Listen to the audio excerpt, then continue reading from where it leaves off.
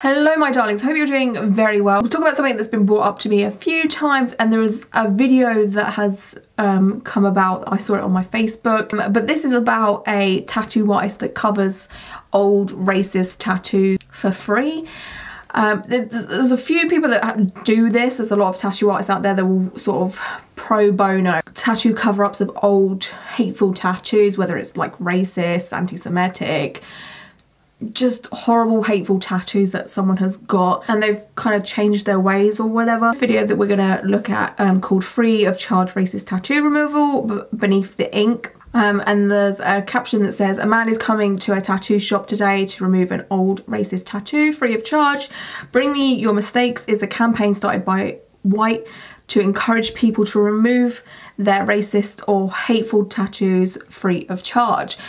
And again, this isn't a rare thing, but this video was super interesting, and I had to, normally with my reaction videos I literally will just sit and react and I don't like pre-edit or anything like that, but this is kind of like a touchy subject and I watched through it and edited it before filming. Basically, I'm just being super transparent with you because there was some quite graphic footage within the video and I didn't really want to put all of that in here because it is kind of upsetting. But I will give you a full warning here, guys, in case any of this upsets you or triggers you in any way. There is obviously mentioning of racism. There's mention of suicide also.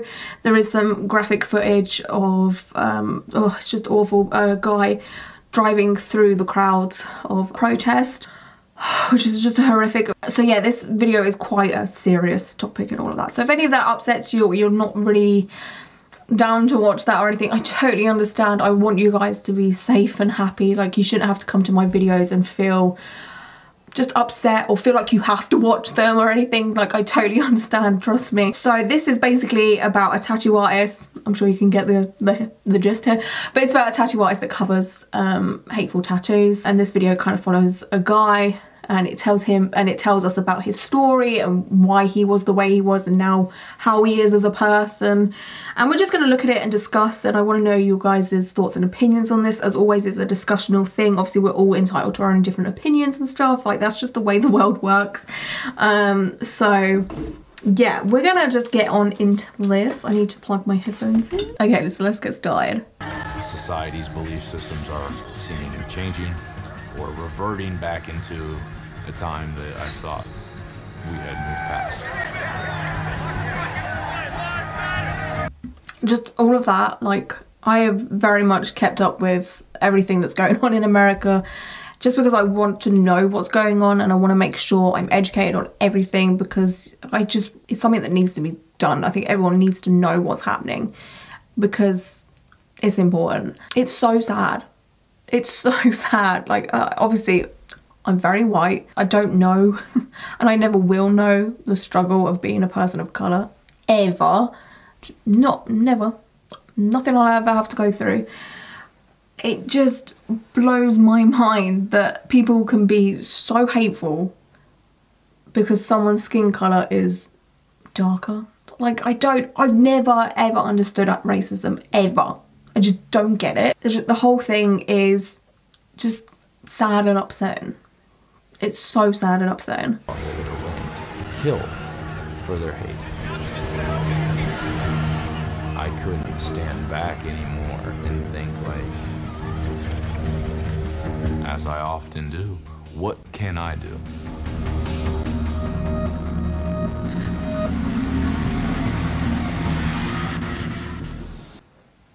There's a lot to dissect there. Like, the whole, just awful. The whole footage and everything is awful, and then there's the tattoo artist is there to say, like, what can I do? How can I help change the way the world is right now? And I know a lot of us do feel like that. A lot of us are trying our best to make things better and just erase as much hatred as we most possibly can, and it feels like a never-ending battle, and it's probably going to be one of those never-ending battles that's going to go on for many years. And like they were saying at the beginning of the video, like, a lot had been done and now it feels like everything is just reverted back.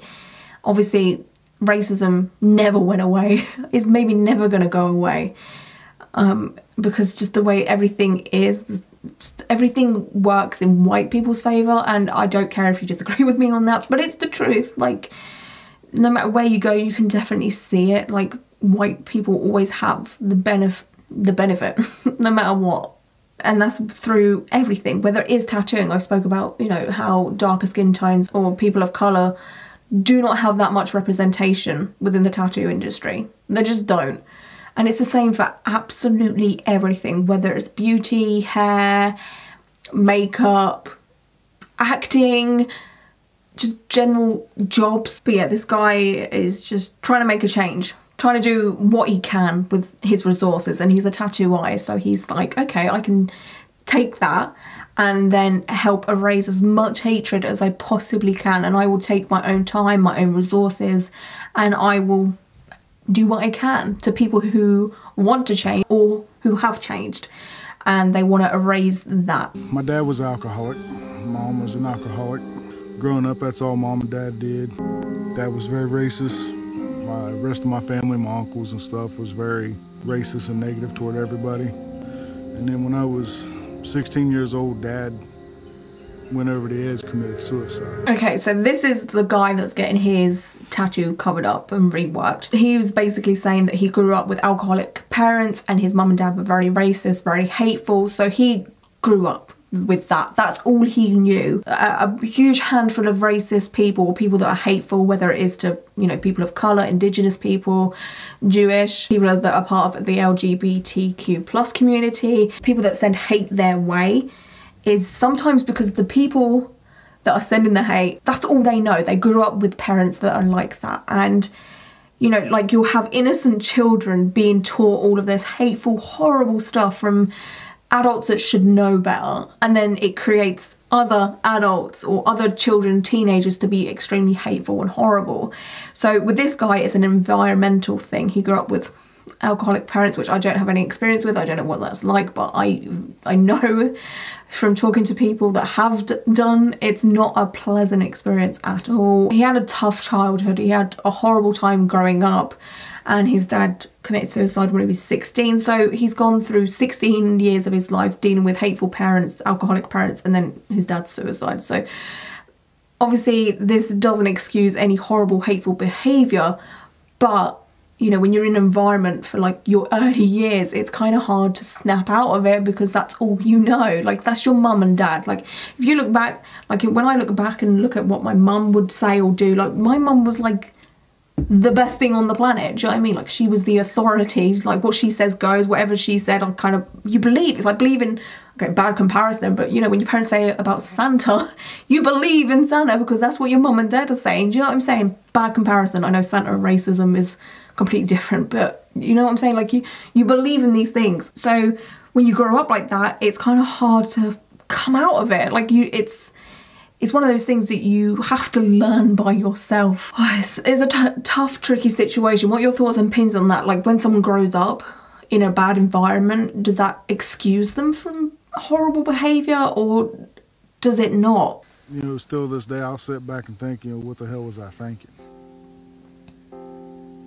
It was like that all the way up until I was about 27 years old. A couple years later, me and the ex-wife was talking about adopting, ended up adopting a little boy out of Florida. You know, because that's my son. I don't want my son to know that his dad participated in that. My son now is 12 years old and he's one of the greatest kids you ever meet. I mean, he's loving. The boy loves me to death, love him to death. Life of hate is just not what you want. You know, you don't want to live life like that. So yeah, basically he spent like 27 years of his life, maybe. I mean, maybe he started changing his mind before he was 27, but he went a whole ass 27 years of his life being hateful, racist. And it gets to the point where, like, he's obviously an older guy. I don't want to assume his age, but I want to say he's maybe, what, 40 kind of thing. So he's not in like our generation where all of this information is there for us. We've got educational videos on YouTube, we've got influencers and whoever just talking about these subjects and why being a certain type of way is just not good. You shouldn't be racist, you shouldn't be homophobic or transphobic or anything, you know, today. You just shouldn't. There's a lot of resources out there to educate you. So, but when he was, again, he grew up in this environmental thing with his family. And, you know, when he was like 27 or whatever, there wasn't like YouTube, or he obviously didn't have all of this information that we do today to kind of help him out of it. It took him adopting to, you know, change his ways and just be like, wow, this kid is so great, like what? I'm pretty sure he kind of come out of his racist ways before adopting. Like you said, you don't want that in your life. It's just, it's so time consuming and just not good for your health to be so negative and horrible to people. Yeah, as we can see on his back, he has a big back tattoo of someone in like the KKK hooding outfit, and it's just, luckily for him, I guess, it was done pretty badly, so that would be a pretty easy cover up. But that's a big tattoo. Like, you have to be in a place of hate to get and commit to something like that initially. Do you believe people can change? I'm that person that always gives people chances, like always. Like, I give people too many chances sometimes. But obviously with this, it's like a lot more serious. Again, I'm not in the position to accept his apology or accept his change or anything like that. But like, do we believe people like this can change for the better? I do. I feel like he woke up and he's kind of been like reborn and just been like, what the fuck was I playing at, man? Like, again, we have to take into his account his childhood and how he grew up and what have you. And it was a different time, you know, when he was younger also. It's not like today where, you know, like, come on now, if you're being a dick, get out kind of thing. So, I don't know. I'd love to know your thoughts and opinions on that whole thing. Like, do you believe people can change?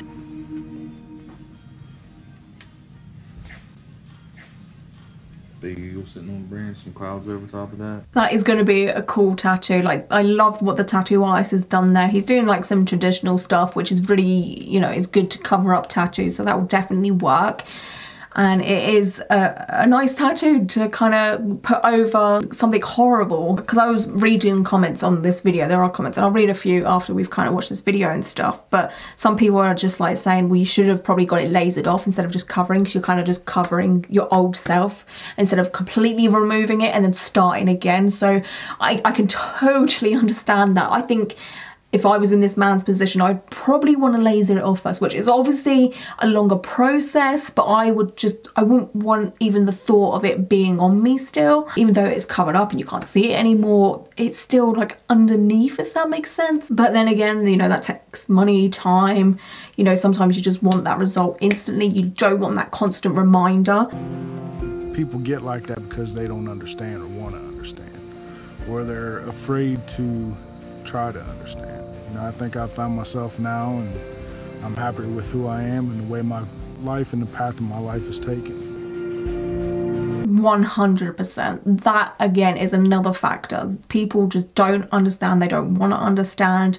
You know, if someone's different to them, they, you know, shock, horror. It baffles me that people want everyone to be the same. Like, how boring would life be if we all looked the same? We're all into the same things, and you know, we're all lived monogamous lives and we all just married the opposite sex, and it's just like it's just boring. Like, I don't know why people expect everyone to be the same or be like, you know, I wouldn't want to meet someone like me. Like, thank you, no thank you. Like, I want to be me and I want other people to be themselves. That's like one of the most interesting things about making content. I'm going off on one, sorry. But that is one of the most interesting things about making content, that I get to talk and meet to so many different walks of life. Like, I love interacting with people that are from around the world, that have different backgrounds, and the only thing that kind of ties us together is the love of tattoos. And I love that. It's wholesome to me. But yeah, going back to the video, it sometimes just isn't an environmental thing. Like, a person could have had a great upbringing, but then they just somehow develop this hatred towards people that are different from them. That's how I know tattoos are so powerful. Because, I mean, I'm sitting here and I'm getting all these tattoos lasered off of my face. You know, I'm taking them off my face because I don't like the way it makes people perceive me. That makes me so sad. This guy, by the way, seems just lovely, really nice dude.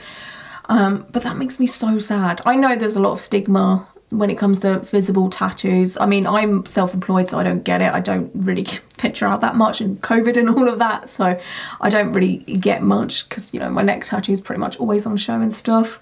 But there is a huge stigma with visible tattoos. People that aren't into tattoos as much just don't understand it, or they think you're a bad person just for having some ink on your skin. Like, they instantly think you're a thug, or murderer, or you've been in prison, or you're just a bad person. And it's not, you know, like maybe like 9 times out of 10, 8 times out of 10, the person that has the face tattoos or the visible tattoos, they're just a really nice person. They just really like art.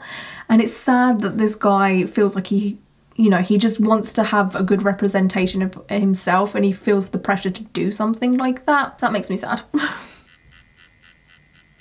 It's not because they don't mean anything to me.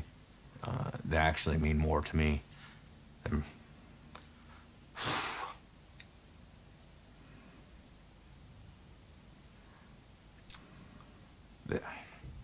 They mean a lot to me, because I got them all for like my parents when they passed away. And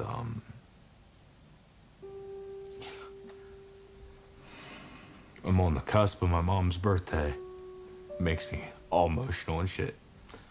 So I lost my parents 49 hours apart 7 years ago in April.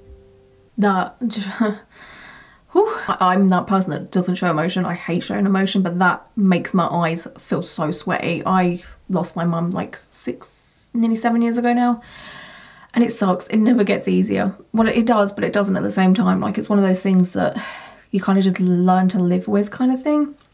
I relate to, you know, the pure, like, it's just a void that you can never feel when you lose a parent, especially when you're young.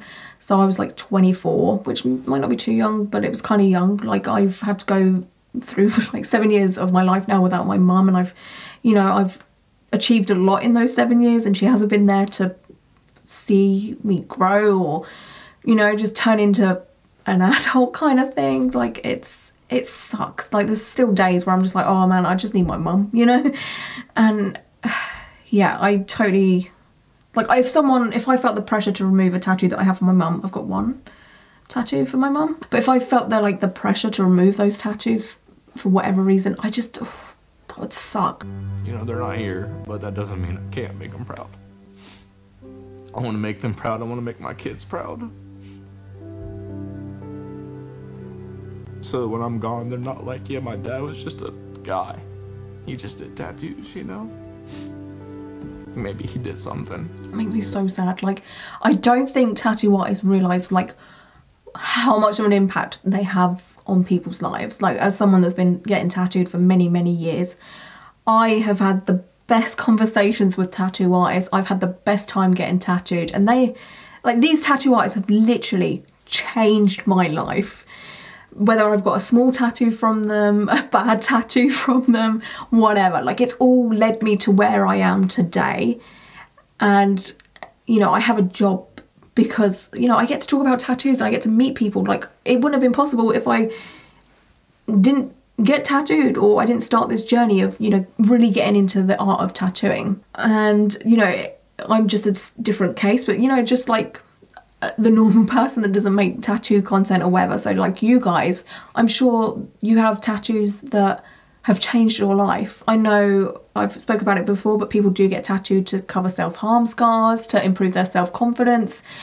And, you know, like tattoo artists like this that are super humble, they don't realise just how much of a big impact they make on people's lives. Like, it's huge. You're not just an artist, you're not just a tattoo artist, you're not just some guy. I don't think the tattoo artist that's in this video will see this, but I mean, if he did, you just need to know you're not just some guy. You are making a difference. You're doing your utmost best to change people's lives, whether it is just a regular tattoo, someone just walked in on the street and wants like a little heart on their wrist, or you're covering up some racist, hateful tattoos, or you're just giving someone a new lease of life with a tattoo. You're not just some guy, and that applies to every tattoo artist or every artist or just anyone. You're never just some person. You mean something to a lot of people. That is such a good tattoo. He did such a good job of covering up, and he just put a sick bit of an American traditional tattoo there. And he did a great job of that. Again, he's not just some guy, like he's just changed a person's life. Like that means something. I'm gonna keep doing these things. I'm gonna keep covering up this stuff forever as far as I'm concerned. Glad I can do it for you. Definitely makes me feel better, and it's definitely a big thing, man. Right. For real. It's just that's such a typical guy thing. It's just like no emotion. He's like, yeah, man, yeah, that's cool. But you know, just like deep down, that guy just probably feels like such a sense of relief and hope for the future and what have you. So I think that's what we plan on doing. I'm just gonna keep trying to, you know, day by day, make the world just maybe a little bit better of a place. Absolutely, 100%. But yeah, let's just discuss this a little bit further. I would love to know your thoughts and opinions on this. Do you believe someone like this can change? Do you think people like this deserve a second chance? I think it is definitely case by case. It's 110%. Each case is going to be different. But with this guy, again, he had a very bad start to life. He didn't know any better for a big part of his life. But again, there's going to be cases where people say they've changed and then they keep... It's what the actions that you do from when you say you've changed. So if you say you've changed and you don't do anything else that's hateful, then that to me is someone that's changed. But it's someone... I'm just going to use Jeffree Star as a person. That's the only person I can think of that we all kind of know. But he is someone that has continuously, consistently messed up, been horrible, been racist, just been a horrible person. He's like, oh, I've changed. I was in a bad place. Okay, cool. Again, it's not my place to say or accept any apologies. Just throwing that out there.